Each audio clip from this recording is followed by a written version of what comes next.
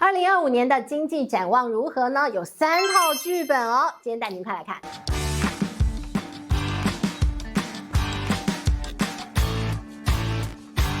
嗨，大家好，我是志玉，今天想跟大家来聊聊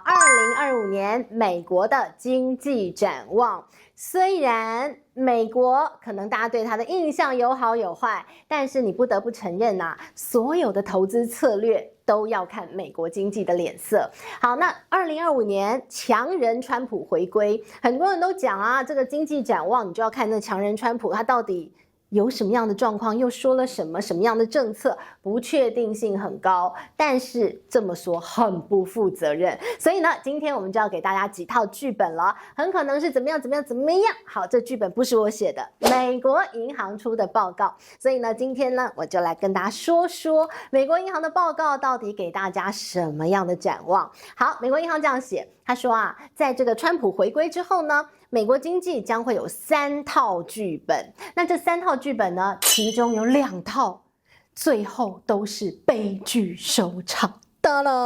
好了，很惨了，但有1套还不错，所以我们就来看看啊，它到底有什么样的一个沙盘推演。首先他说啊，如果呢川普他一上任之后呢，就推出非常多很激进很极端的政策，比如说呢关税，我就关税给你克到底，移民政策，哇，那就不得了，那很可能整个经济都会被拖累下去。第2个剧本就是啊，万一川普上任了之后呢，他就这个贸易战又开打了，然后呢地缘政治呢又开始把这个冲突都给升高了，哇，那这个影响可不就是悲剧可以解决的，那叫做长期的大悲剧啊，那就是整个全球化的大倒退。但是呢，如果川普上任了之后，他把所有的目光放在呢他的竞选承诺，告诉大家说要减税，所有的监管要松绑，那对企业来讲就是大利多咯。那这样的一个状况底下，很可能经济展望就会非常乐观。那美国银行没有说到底哪一套剧本的可能性比较高，但是呢，我个人的解读，我觉得美国银行可能呢就是拿这样的3个剧本让川普挑，聪明如川普啊，一定会挑第3样，那就是呢，要让经济非常的蓬勃发展，那股市一飞冲天。川普常常把这个股市的表现当成他很重要的政绩嘛，所以呢，那我们就来看看了，这个美国银行用这种非常特别的方式给川普这位总统一点点谏言，他会不会听得进去？而且呢，在2025年的一个经济发展呢，很重要的部分就是看 AI 发展。那 AI 发展在2025年有非常多落地的应用，我们可以好好来观察。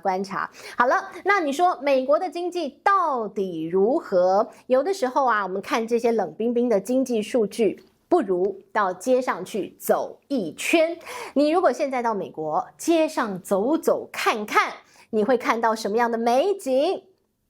你会看到很多的街友啊，很多人无家可归啊，就在路边搭了一个帐篷的哦。那你说这到底怎么回事？这叫做经济好吗？这叫做经济成长率是正的吗？我们来看街友到底有多少。现在呢，有77万人，他们都进过紧急避难所。美国有这样的一个政策啊，你这个街友你可以到紧急避难所去，窝在那个地方，因为好多这个美国地方下雪很冷的，会冷死人。好，那无家可归的人呢，比去年增加了18%，也就是说，在我们看到美国的股市不断的创新高，你觉得好棒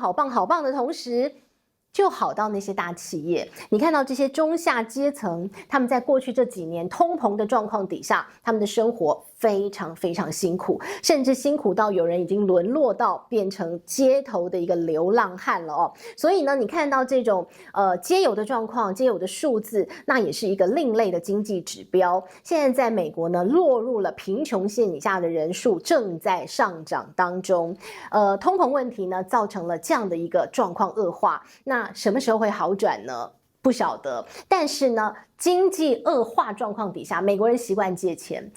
这个美国人跟我们这个东方人不一样，东方人有储蓄的好习惯。我就是这个赚了这么多钱，我一定会存一部分起来。东方人的好习惯，特别是华人，储蓄就是我们的美德。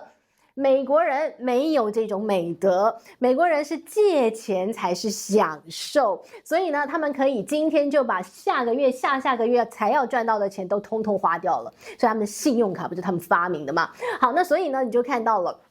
现在美国还有一个另类的经济指标，看了令人触目惊心，那就是美国的信用卡债的一个规模超过了1兆美元大关，而且呢，他们的坏账比率正在攀高，也就是呢，信用卡呢，它到期缴不出来就被列入坏账了。那这个坏账呢，在2024年前9个月呢，已经达到了460亿美元，也就是呢，比去年同期增加了50%。大家都缴不出他的卡债来了哦。那当然呢，是因为在前一阵子嘛，通膨的状况底下，你看不断的升息，所以让很多人的负债他已经完全无法负担，那他的一个债务呢，卡债也还不出来，所以你就看到了美国人的信用大崩坏，这也是一个经济的实体经济哦，现在看起来非常非常有问题的一个状况。皆有那么多，大家卡债付不出来，那这些呢，基本上都是在中低收入的一些族群当中，它面临到非常大的金融压力。然后你再对照到美国股市的荣景哦，这叫做朱门酒肉臭。路有冻死骨啊，完全就是两样情。大企业最会赚钱的人，看黄仁勋那种科技业新贵赚翻天，但是呢，你同时间你也看到街头流浪汉越来越多，一大堆卡债的人付不出来。好了，卡债是个人信用，但是美国的问题是连国家信用都要扫地了。我们来看啊，这个美国他们的国债状况呢，哇，这可能又要破产了哦。1月14号啊，这个是最快，它的债务上限又要到了。美国的财政部长耶伦就讲了，1月14号或者是1月23号这中间很可能呢又要达到他的债务上限。那如果国会再通过，再让放宽一下债务上限，那就 OK safe 没问题，赶快再去借钱来嘛。但是呢，美国怎么就一天到晚借钱？也难怪啦，政府这样借，难怪他的人民都这样借嘛，对不对？那就是上下交相贼，通通不要还呐，对不对？好，那这个美国就是一个通通上下都在借钱的一个地方。好，无论如何，我们来看到啊，这个美国的债务上限最终都会被解决，那是假议题嘛。但是呢，我们也常常在视频当中跟大家聊，如果你想象美国是一个企业的话，那是一家公司的话，这家公司啊一天到晚借钱，然后还不出来我就借新的钱去还掉旧的钱，然后呢就不断这样借钱。你知道美国的一个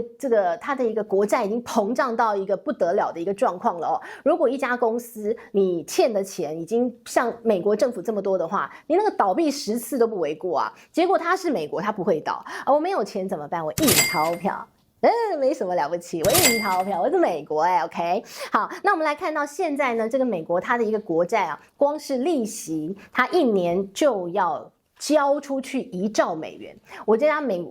国这家公司，我们这样举例它，每天呢，这个每年什么事都不做，我什么事都不要做，我就要缴1兆美元的利息钱，那都是以前这个美国的先贤先烈们借的钱，那我们后人要还利息嘛，对吧？所以呢，你知道1兆美元是什么概念？比他们的国防预算都要高，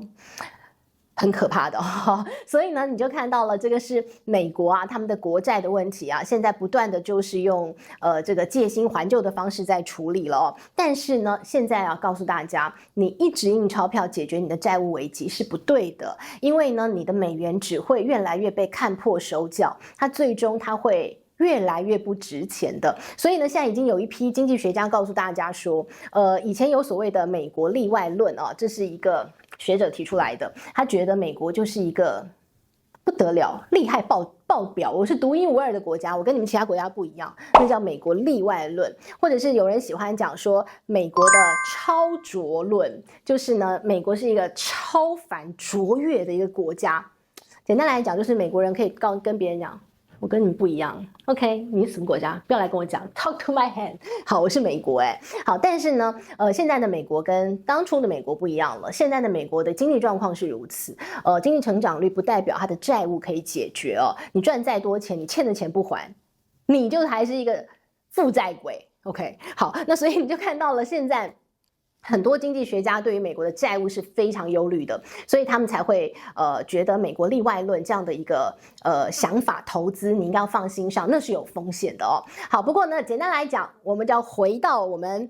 远的不说啦，远的终究美国哪一天倒我们不知道啦，我也不晓得能不能活着看到啦。但是无论如何，我们现在自己的钱要赚起来，我们要带您来看接下来你2025年投资你应该怎么做哦。好，我们看目前为止啊，你就按照美国的国债利率来做就很简单。现在呢，我们看到美国股市还非常强劲，对吧？但是呢，它什么时候会有风险？美国的10年期公债啊，如果呢它的殖利率开始往上飙高，哦，那大家要知道，金融市场就会被排挤，股市就会被卖，因为钱放到债券市场去比较安全。而且如果它4%、5%的话，很 OK 啊。所以呢，如果呢你要投资金融市场，你要投资股票美股的话呢，很简单，你就看